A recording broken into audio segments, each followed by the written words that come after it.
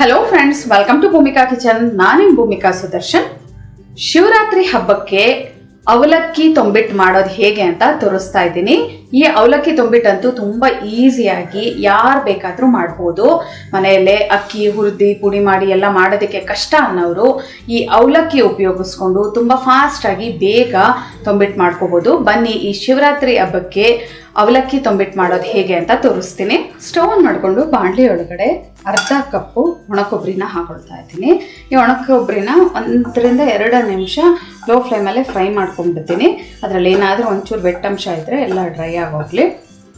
1 ನಿಮಿಷ ಸಾಕು. ಬಾಣಲಿ ಬಿಸಿಯಾಗಿದ್ದರೆ ಒಳ್ಳೆ ಘಮ ಬರ್ತಾ ಇದೆ. ತುಂಬ ರೋಸ್ಟ್ ಮಾಡ್ಕೊಂಡ್ರೆ ಅದರಲ್ಲಿರೋ ಅಂಥ ಎಣ್ಣೆ ಅಂಶ ಎಲ್ಲ ಹೋಗ್ಬಿಡುತ್ತೆ. ಇವಾಗ ಒಂದು ಪ್ಲೇಟ್ಗೆ ಟ್ರಾನ್ಸ್ಫರ್ ಮಾಡ್ಕೊಳ್ತೀನಿ. ಇದನ್ನ ಅದೇ ಬಾಣಲಿ ಒಳಗಡೆ 1 ಕಪ್ಪು ಗಟ್ಟಿ ಅವಲಕ್ಕಿ ಹಾಕೊಳ್ತಾ ಇದ್ದೀನಿ. ಈ ಗಟ್ಟಿ ಅವಲಕ್ಕಿನ ಮೊದಲು 1 ನಿಮಿಷ ಹೈ ಫ್ಲೇಮಲ್ಲಿ ಹುರ್ಕೊಳ್ಳೋಣ. ಅವಲಕ್ಕಿ ಒಂಚೂರು ಬಿಸಿ ಆಗ್ತಿದೆ ಹಾಗೆ ಮೀಡಿಯಮ್ ಟು ಲೋ ಫ್ಲೇಮ್ ಮಾಡಿಕೊಂಡು ಅದು ಫುಲ್ ಒಂಥರ ಹಿಂಗೆ ಮುಟ್ಟಿದ್ರೆ ಪುಡಿ ಪುಡಿ ಆಗಬೇಕು, ಅಲ್ಲಿವರೆಗೂ ಲೋ ಫ್ಲೇಮಲ್ಲಿ ಫ್ರೈ ಮಾಡ್ಕೋಬೇಕು.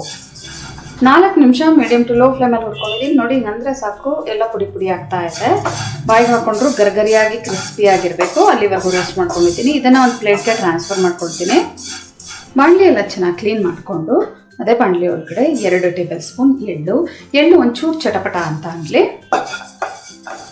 ಬಾಣಲಿ ಬಿಸಿಯಾಗಿರೋದ್ರಿಂದ ಜಸ್ಟ್ ಎಳ್ಳು ಹಾಕ್ತಿದ್ದ ಹಾಗೇನೆ ಲೈಟಾಗಿ ಚಟ್ಟನ ಶುರು ಆಯಿತು. ಇವಾಗ 1 ಟೇಬಲ್ ಸ್ಪೂನ್ ಗಸಗಸೆ ಹಾಕೊಳ್ತಾ ಇದ್ದೀನಿ. ನೀವು ಬೇಕಾದರೆ ನಿಮಗೆ ಟೇಸ್ಟಿಗೆ ತಕ್ಕ ಹಾಗೆ ಎಳ್ಳನ್ನ ಇನ್ನೂ ಜಾಸ್ತಿ ಹಾಕೋಬೋದು, ಗಸಗಸೆ ಒಂಚೂರು ಕಮ್ಮಿ ಬೇಕಾದರೂ ಹಾಕೋಬೋದು. ಎಳ್ಳು ಗಸಗಸೆ 2 ಚೆನ್ನಾಗಿ ರೋಸ್ಟ್ ಆಗಿದೆ. ಇದನ್ನು ಒಂದು ಬೌಲ್ಗೆ ಟ್ರಾನ್ಸ್ಫರ್ ಮಾಡ್ಕೊಳ್ತೀನಿ. ಅದೇ ಬಾಣಲಿ ಒಳಗಡೆ ಇವಾಗ 1/4 ಕಪ್ಪು ಕಡಲೆ ಹಿಟ್ಟು, 1/4 ಕಪ್ಪು ಗೋಧಿ ಹಿಟ್ಟು. ಇದನ್ನು ಫ್ರೈ ಮಾಡೋದಕ್ಕಿಂತ ಮುಂಚೆ ಒಂದ್ಸಲ ಜರಡಿ ಹಿಡಿದುಬಿಟ್ಟು ಫ್ರೈ ಮಾಡ್ಕೋಬೇಕಾಗತ್ತೆ. ಯಾಕೆಂದರೆ ಗಂಟಿದ್ರೆ ಅದು ಅಷ್ಟು ಚೆನ್ನಾಗಿ ಉಂಡೆಗಳು ಚೆನ್ನಾಗಿ ಬರೋದಿಲ್ಲ. 2 ಜರಡಿ ಹಿಡ್ಕೊಂಡಿದ ನಂತರ ಮೀಡಿಯಮ್ ಟು ಲೋ ಫ್ಲೇಮಲ್ಲೇ 1 ನಿಮಿಷ ಹಾಗೆ ಡ್ರೈ ರೋಸ್ಟ್ ಮಾಡ್ಕೊಳ್ಳೋಣ. ಮೀಡಿಯಮ್ ಟು ಲೋ ಫ್ಲೇಮಲ್ಲಿ 1 ನಿಮಿಷ ಫ್ರೈ ಮಾಡ್ಕೊಳ್ತಿದ್ದೆ ಹಾಗೆ ಇವಾಗ ಇದಕ್ಕೆ 1 ಟೇಬಲ್ ಸ್ಪೂನಷ್ಟು ತುಪ್ಪ ಹಾಕೊಳ್ತಾ ಇದ್ದೀನಿ. ತುಪ್ಪ ಹಾಕ್ಕೊಂಡು ಫ್ರೈ ಮಾಡ್ಕೊಳ್ಳೋದ್ರಿಂದ ಒಳ್ಳೆ ಘಮ ಇರುತ್ತೆ. ಗಟ್ಟಿ ತುಪ್ಪನೇ ಹಾಕೊಳ್ತಾ ಇದ್ದೀನಿ ನಾನು. ನೀವೇನಾದರೂ ಕರಗಿಸ್ಬಿಟ್ಟು ಹಾಕೊಳ್ಳೋದಾದರೆ ಹತ್ತಿರ 2 ಟೇಬಲ್ ಸ್ಪೂನ್ ಇಷ್ಟಾಗುತ್ತೆ. ಇವಾಗ ಮೀಡಿಯಮ್ ಟು ಲೋ ಫ್ಲೇಮಲ್ಲೇ ಫ್ರೈ ಮಾಡ್ಕೊಳ್ಳಿ. ಈ ಹಿಟ್ಟುಗಳು ಮಾತ್ರ ಲೋ ಫ್ಲೇಮಲ್ಲೇ ಫ್ರೈ ಮಾಡಬೇಕು, ಇಲ್ಲಾಂದರೆ ಸೀದೋಗ್ಬಿಡುತ್ತೆ. ತುಪ್ಪ ಹಾಕೊಳ್ತಿದ್ದ ಹಾಗೆ ಒಂದು ಗುಡ್ಕೊಂಡ್ಬಿಡುತ್ತೆ ನೋಡಿ. ಏನಿಲ್ಲ ಅಂದರೆ 2-3 ನಿಮಿಷ ಇದನ್ನು ಲೋ ಫ್ಲೇಮಲ್ಲೇ ಫ್ರೈ ಮಾಡ್ಕೊಂಡಿದ್ದೀನಿ. ತುಂಬ ಕಮ್ಮಿ ಕ್ವಾಂಟಿಟಿ ಆಗಿರೋದ್ರಿಂದ ಬೇಗನೆ ಫ್ರೈ ಆಗೋಯ್ತು. ಬೇಸನ್ ಲಾಡು ಮಾಡೋ ಟೈಮಲ್ಲಿ ಹೇಗೆ ಒಳ್ಳೆ ಘಮ ಬರುತ್ತೋ ಆ ಥರ ಘಮ ಬರಬೇಕು. ಅಲ್ಲಿವರೆಗೂ ನೀವು ಚೆನ್ನಾಗಿ ಇದನ್ನು ರೋಸ್ಟ್ ಮಾಡ್ಕೋಬೇಕು. ಇವಾಗ ಸ್ಟವ್ ಆಫ್ ಮಾಡ್ತಾ ಇದ್ದೀನಿ. ಇದು ಪಕ್ಕ ಎತ್ತಿಟ್ಬಿಡೋಣ. ಮಿಕ್ಸರ್ ಜಾರ್ ಒಳಗಡೆ ಹುರಿದಿಟ್ಟಿರೋ ಅಂಥ ಅವಲಕ್ಕಿ ಹಾಕ್ಕೊಂಡಿದ್ದೀನಿ. ಇವಾಗ ಇದನ್ನು ಫೈನ್ ಪೌಡರ್ ಮಾಡ್ಕೊಳ್ಳೋಣ. ಆದಷ್ಟು ಫೈನ್ ಪೌಡರ್ ಮಾಡ್ಕೊಂಡಿದ್ದೀನಿ ನೋಡಿ, ಈ ಹದದಲ್ಲಿದೆ. ಇವಾಗ ಇದಕ್ಕೇನೆ ಕಮ್ಮಿ ಕ್ವಾಂಟಿಟಿ ಇರೋದ್ರಿಂದ ಈ ಮಿಕ್ಸರ್ ಜಾರ್ ಒಳಗಡೆ ಹುರಿದಿಟ್ಕೊಂಡಿರೋ ಅಂಥ ಎಳ್ಳು ಗಸಗಸೆ ಇದನ್ನು ಜಸ್ಟ್ ಒಂದ್ಸಲ ಬ್ಲೆಂಡ್ ಮಾಡಿಕೊಂಡ್ರೆ ಸಾಕು. ನಾನಿಲ್ಲಿ ಅರ್ಧ ಕಪ್ಪು ಕಡಲೆಕಾಯಿ ಬೀಜ ತೊಗೊಂಡಿದ್ದೀನಿ. ಈ ಕಡಲೆಕಾಯಿ ಬೀಜನ ಹುರಿದು ಸಿಪ್ಪೆ ತೆಗೆದಿಟ್ಕೊಂಡಿದ್ದೀನಿ. ಇದರಲ್ಲಿ ಜಸ್ಟ್ 1 ಹಿಡಿ ಮಾತ್ರ ಈ ಮಿಕ್ಸರ್ ಜಾರ್ ಒಳಗಡೆ ಹಾಕ್ಕೊಂಡು ಬ್ಲೆಂಡ್ ಮಾಡ್ಕೊಳ್ತೀನಿ. ಹಾಗೆ ತರ್ತರಿಯಾಗಿದ್ದರೆ ತುಂಬ ರುಚಿ ಚೆನ್ನಾಗಿರುತ್ತೆ. ನೀವು ಬೇಕಾದರೆ ಎಲ್ಲ ಕಡಲೆಕಾಯಿ ಬೀಜನೂ ತರ್ತರಿಯಾಗಿ ಮಾಡ್ಕೋಬೋದು. ಹಾಗೆ ಬಾಯಿಗೆ ಸಿಕ್ಕಿದ್ರೂ ಚೆನ್ನಾಗಿರುತ್ತೆ ಅಂದ್ಬಿಟ್ಟು ನಾನು ಡೈರೆಕ್ಟಾಗಿ ಹಾಗೆ ಹಾಕ್ಕೊಳ್ತೀನಿ. ಇವಾಗ ಜಸ್ಟ್ ಒಂದ್ಸಲ ಬ್ಲೆಂಡ್ ಮಾಡ್ತೀನಿ. ಇದನ್ನು ಬ್ಲೆಂಡ್ ಮಾಡ್ಕೊಂಡಿದ್ದೀನಿ. ತರ್ತರಿಯಾಗಿ ಕಡಲೆಕಾಯಿ ಬೀಜ ಎಳ್ಳು ಎಲ್ಲ ಮಿಕ್ಸ್ ಆಗಿದೆ. ಇವಾಗ ಈ ಬಾಣಲಿ ಒಳಗಡೆ ಇದನ್ನು ಹಾಕಿ ಈ ಮಿಕ್ಸ್ಚರ್ನೆಲ್ಲ ಹೊಂದಿಸ್ಕೋಬೇಕು ಚೆನ್ನಾಗೆ. ಹುರಿದಿಟ್ಕೊಂಡಿದ್ವಲ್ಲ ಕೊಬ್ಬರಿ, ಕಡಲೆಕಾಯಿ ಬೀಜ,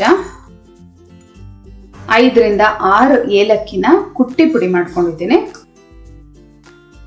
ಇವಾಗ ಇದನ್ನೆಲ್ಲ ಚೆನ್ನಾಗಿ ಮಿಕ್ಸ್ ಮಾಡ್ಕೊಂಡ್ಬಿಡೋಣ. ಹೊಂದಿಸ್ಕೊಂಡ್ಬಿಡ್ಬೇಕು ಕ್ಲೀನಾಗೆ. ಕೈಯಲ್ಲೇ ಚೆನ್ನಾಗಿ ಮಿಕ್ಸ್ ಮಾಡ್ಕೊಂಡ್ಬಿಡ್ತಾ ಇದ್ದೀನಿ. ಇದೇ ಬಾಣಲಿಯಲ್ಲಿ ನಾನು ಪಾಕ ತೆಗೆದು ನೆಕ್ಸ್ಟ್ ಕಂಟಿನ್ಯೂ ಮಾಡ್ತೀನಿ. ಇದನ್ನೆಲ್ಲ ಹಿಂಗೆ ಮಿಕ್ಸ್ ಮಾಡಿಕೊಂಡು ಒಂದು ಪ್ಲೇಟ್ಗೋ ಅಥವಾ ಬೌಲ್ಗೋ ಟ್ರಾನ್ಸ್ಫರ್ ಮಾಡ್ಕೊಂಡ್ಬಿಡ್ತೀನಿ. ಇದನ್ನೆಲ್ಲ ಚೆನ್ನಾಗಿ ಈ ಥರ ಮಿಕ್ಸ್ ಮಾಡ್ಕೊಂಡಿದ್ದೀನಿ. ಇವಾಗ ಇದನ್ನು ಒಂದು ಪ್ಲೇಟ್ಗೋ ಅಥವಾ ಯಾವುದಕ್ಕಾದರೂ ಟ್ರಾನ್ಸ್ಫರ್ ಮಾಡಿಕೊಂಡು ಬಾಣಲಿ ಕ್ಲೀನ್ ಮಾಡ್ಕೊಳ್ತೀನಿ. ಸ್ಟವ್ ಆನ್ ಮಾಡಿಕೊಂಡು ಬಾಣಲಿ ಒಳಗಡೆ 1/4 ಕಪ್ಪಷ್ಟು ಬೆಲ್ಲ ಹಾಕ್ಕೊಳ್ತಾ ಇದ್ದೀನಿ. ಈ ಬೆಲ್ಲ ಕರಗೋಷ್ಟು ನೀರು ಹಾಕೊಂಡ್ರೆ ಸಾಕು. 1/4 ಕಪ್ಪಷ್ಟು ನೀರು ಹಾಕೊಂಡಿದ್ದೀನಿ. ಇದು ಬೆಲ್ಲ ಕರಗಬೇಕಷ್ಟೇ, ಪಾಕ ಏನೂ ಬರೋದು ಬೇಡ. ಬೆಲ್ಲ ಕರಗಿದ್ರೆ ಸಾಕು, ಲೈಟಾಗಿ ಬಬಲ್ಸ್ ಬರ್ತಾ ಇದೆ. ಇವಾಗ ಇದಕ್ಕೇನೆ ಇವಾಗ ಪುಡಿನ ಹಾಕೊಂಡ್ಬಿಡೋಣ ನಾವು ಮಿಕ್ಸ್ಚರ್ನ. ನಿಧಾನಕ್ಕೆ ಹಾಕೊಂಡು ತಿರುಗಬೇಕು. ಸ್ವಲ್ಪ ಹಾಕೊಳ್ತೀನಿ, ನೆಕ್ಸ್ಟು ತಿರುಗಿಕೊಳ್ತೀನಿ. ಏನು ಗಂಟೆನ ಆಗಲ್ಲ, ಯಾಕೆಂದರೆ ಕಡಲೆಕಾಯಿ ಬೀಜ ಕೊಬ್ಬರಿ ಎಲ್ಲ ಹಾಕಿರೋದ್ರಿಂದ ಹೊಂದ್ಕೊಂಡಂಗೆ ಚೆನ್ನಾಗಾಗುತ್ತೆ. ಮಿಕ್ಸ್ ಮಾಡ್ಕೊಳ್ಳೋಣ. ಟೆನ್ಷನ್ ಏನು ಬೇಡ, ಅಯ್ಯೋ ತೆಳು ಆಗೋಯ್ತು ಹಾಗೆ ಹೀಗೆ ಅಂತ. ಇದು ಅವಲಕ್ಕಿ ಆಗಿರೋದ್ರಿಂದ 1 ನಿಮಿಷ 2 ನಿಮಿಷ ಆಗ್ತಿದೆ ಹಾಗೆ ಫುಲ್ ಒಳ್ಳೆ ಬಿಗಿದ್ಕೊಂಡಂಗೆ ಆಗೋಗ್ಬಿಡುತ್ತೆ. ನಾನಿನ್ನೂ ಸ್ಟವ್ ಆಫ್ ಮಾಡಿಲ್ಲ. ಕ್ಲೀನಾಗಿ ಈವನ್ನಾಗಿ ಮಿಕ್ಸ್ ಮಾಡ್ಕೊಡ್ತೀನಿ. ನೋಡಿ ಎಲ್ಲ ಚೆನ್ನಾಗಿ ಸ್ಟವ್ ಆನಲ್ಲೇ ಇಟ್ಕೊಂಡು ಚೆನ್ನಾಗಿ ಮಿಕ್ಸ್ ಮಾಡ್ಕೊಂಡಿದ್ದೀನಿ. ಇವಾಗ ಸ್ಟವ್ ಆಫ್ ಮಾಡಿಬಿಟ್ಟು ಈ ಮಿಕ್ಸ್ಚರ್ನ ಒಂದು ತಟ್ಟೆಗೆ ಹಾಕೊಂಡ್ಬಿಡ್ತೀನಿ. ಯಾಕಂದರೆ ಬಾಣಲಿ ತುಂಬ ಬಿಸಿ ಇರೋದ್ರಿಂದ ಇದರೊಳಗಡೆನೇ ಉಂಡೆ ಕಟ್ಟೋಕ್ಕೆ ಸ್ವಲ್ಪ ಕಷ್ಟ ಆಗುತ್ತೆ. ಒಂದು ತಟ್ಟೆ ಮೇಲೆ ಹಾಕೊಂಡಿದ್ದೀನಿ. ಇದನ್ನು ಆದಷ್ಟು ಬಿಸಿಯಲ್ಲೇ ಉಂಡೆ ಕಟ್ಬಿಡ್ಬೇಕು ನೀವು, ಇಲ್ಲ ತಣ್ಣಗಾದ್ಮೇಲೆ ಗಟ್ಟಿ ಆದಮೇಲೆ ಕಟ್ಟೋದಕ್ಕೆ ಕಷ್ಟ. ಕೈನ ಒಂಚೂರು ತುಪ್ಪ ಮಾಡ್ಕೊಂಡಿದ್ದೀನಿ, ಆವಾಗ ಒಳ್ಳೆ ಘಮನೂ ಇರುತ್ತೆ, ಟೇಸ್ಟ್ ಕೂಡ ತುಂಬ ಚೆನ್ನಾಗಿರುತ್ತೆ. ಇಲ್ಲ ಅಂದರೆ ನೀವು ಒಂಚೂರು ಒದ್ದೆಕಾಯಿ ಮಾಡ್ಕೊಳ್ಬೇಕಾದ್ರೂ ಕಟ್ಬೋದು.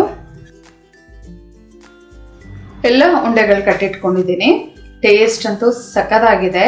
ನಾನಿಲ್ಲಿ ಆರ್ಗ್ಯಾನಿಕ್ ಬೆಲ್ಲ ಅಂದರೆ ಕಪ್ಪು ಬೆಲ್ಲ ಉಪಯೋಗಿಸಿರೋದ್ರಿಂದ ಈ ಬಣ್ಣ ಬಂದಿದೆ. ನಿಮಗೆ ಇಲ್ಲ ನಮಗೆ ವೈಟ್ ಕಲರೇ ಇರಬೇಕು ಅನ್ನೋದಾದರೆ ನೀವು ನಾರ್ಮಲ್ ಉಂಡೆ ಬೆಲ್ಲ ಸಿಗುತ್ತಲ್ಲ ಅದನ್ನು ಉಪಯೋಗಿಸ್ಕೊಂಡು ಮಾಡಿ. ಆವಾಗ ನಿಮಗೆ ಇದ್ರದ್ದು ಅವಲಕ್ಕಿ ಯಾವ ಕಲರ್ ಇರುತ್ತೆ, ಅವಲಕ್ಕಿ ಮತ್ತು ಕಡಲೆ ಹಿಟ್ಟು ಆ ಬಣ್ಣ ಬರುತ್ತೆ ನಿಮಗೆ. ನೋಡಿದ್ರಲ್ಲ ಎಷ್ಟು ಸಿಂಪಲ್ ಆಗಿ ಎಷ್ಟು ಈಸಿಯಾಗಿ ಈ ರೆಸಿಪಿ ಮಾಡ್ಕೋಬೋದು ಅಂತ. ಈ ರೆಸಿಪಿ ಅಂತೂ ನಾನೇ ಕಂಡಿಡ್ತಿರೋದು. ಯಾಕೆ ಅಂತ ಅಂದರೆ ಅಕ್ಕಿ, ಗೋಧಿ, ಹೆಸರು ಬೇಳೆ ಇವೆಲ್ಲಾನು ಹುರಿದುಬಿಟ್ಟು ನಾವು ಮಿಷಿನ್ಗೆ ಹಾಕಿಸಿ ನಂತರ ಈ ಉಂಡೆ ಮಾಡಬೇಕಾಗಿತ್ತು. ಸ್ವಲ್ಪ ಕ್ವಾಂಟಿಟಿ ಮಾಡ್ಕೊಳ್ಳೋ ಅಂಥವ್ರು ಆ ಥರ ಎಲ್ಲ ಹುರಿದು ಮಾಡೋದಕ್ಕೆ ಮಿಷಿನ್ಗೆಲ್ಲ ಕಳಿಸಿದ್ರೆ ಕಮ್ಮಿ ಕ್ವಾಂಟಿಟಿನ ಪೌಡರು ಮಾಡ್ಕೊಡೋದಿಲ್ಲ, ಜೊತೆಗೆ ಮಿಕ್ಸರಲ್ಲಿ ಇಷ್ಟು ನೈಸಾಗಿ ಪುಡಿ ಕೂಡ ಆಗೋದಿಲ್ಲ. ಅದಕ್ಕೋಸ್ಕರ ಈ ಮೆಥಡಲ್ಲಿ ನಾನು ಮಾಡಿದೆ, ತುಂಬಾ ರುಚಿಯಾಗಿ ಬಂದಿದೆ. ನೀವು ಒಂದ್ಸಲ ಟ್ರೈ ಮಾಡಿ ಹೇಗಿದೆ ಅಂತ ಕಮೆಂಟ್ ಬಾಕ್ಸಲ್ಲಿ ತಿಳಿಸಿ. ಇವತ್ತಿನ ಈ ರೆಸಿಪಿ ಇಷ್ಟ ಆದರೆ ಲೈಕ್ ಮಾಡಿ, ಶೇರ್ ಮಾಡಿ. ಯಾರೆಲ್ಲ ಇನ್ನೂ ಭೂಮಿಕಾ ಕಿಚನ್ಗೆ ಸಬ್ಸ್ಕ್ರೈಬ್ ಆಗಿಲ್ಲ ದಯವಿಟ್ಟು ಸಬ್ಸ್ಕ್ರೈಬ್ ಆಗಿ. Thanks for watching.